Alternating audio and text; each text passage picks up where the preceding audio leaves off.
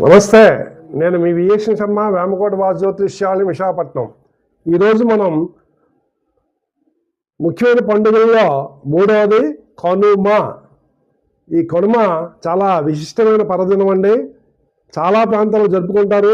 ముఖ్యంగా గ్రామీణ ప్రాంతాల్లో అందరూ జరుపుకునే చక్కనైన పండుగ. అసలు ఈ కనుమ అంటే ఏమిటి అంటే, మన భారతదేశంలో సంస్కృతిలో విచిత్రమైన పండుగ ఏంటంటే, ప్రకృతిని ప్రేమించడం, మన చుట్టూరు ఉన్న పశుపక్షాదుల కృతజ్ఞతాభావం తెలియజేయడానికి ఒక ప్రత్యేక దినాన్ని కేటాయించడం, అదే కనుమ. ఈరోజు అందరూ కూడా గ్రామీణ ప్రాంతాల్లో ఉన్న రైతన్నలు తమ దగ్గర ఉన్న పశువులను శుభ్రంగా కడిగి, అట్లాగే పసుపు కుంకుమలతో అలంకరించి, వాటికి ఇష్టమైన పదార్థాలు ముఖ్యంగా అట్లు, అట్లాగే రొట్టెలు మరియు అరటిపళ్ళు ఇవన్నీ దాణ తినిపిస్తారండి. ఆ రోజు పశువులకు పూర్తిగా విశ్రాంతినిస్తారు. అట్లాగే ఆవులకు కూడా విశ్రాంతినిస్తారు. వృషభములు అంటే ఎద్దులకు కూడా విశ్రాంతినిస్తారు. చూసారా ఎంత గొప్పతనమో మన పండుగల్లో కృతజ్ఞతాభావం. అట్లాగే మనకి సనాతనం ఏమి చెప్పారంటే, గావో విశ్వస్య మాతరః వృషభో విశ్వస్య పితరః.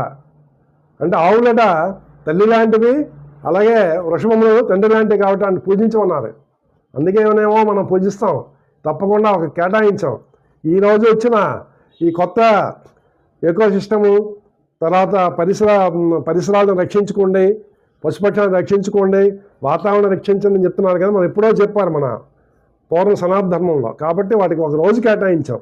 ఇది కనుమ పండుగ, అందరూ ఆచరించండి, సనాతన ధర్మాన్ని కాపాడండి. అట్లాగే కనుమ నాడు కోనసీమ ప్రాంతంలో ప్రబల తీర్థాలని చాలా చక్కగా జరుగుతాయండి.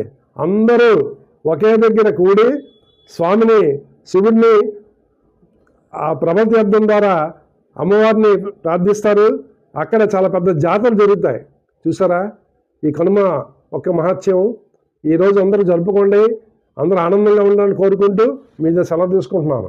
నమస్కారం.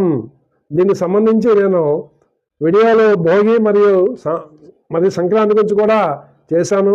అవి కూడా చూసి మీరు లైక్ చేయండి, సబ్స్క్రైబ్ చేయండి, షేర్ చేయండి కోరుకుంటూ మీద సెలవు తీసుకుంటున్నాను. నమస్కారం.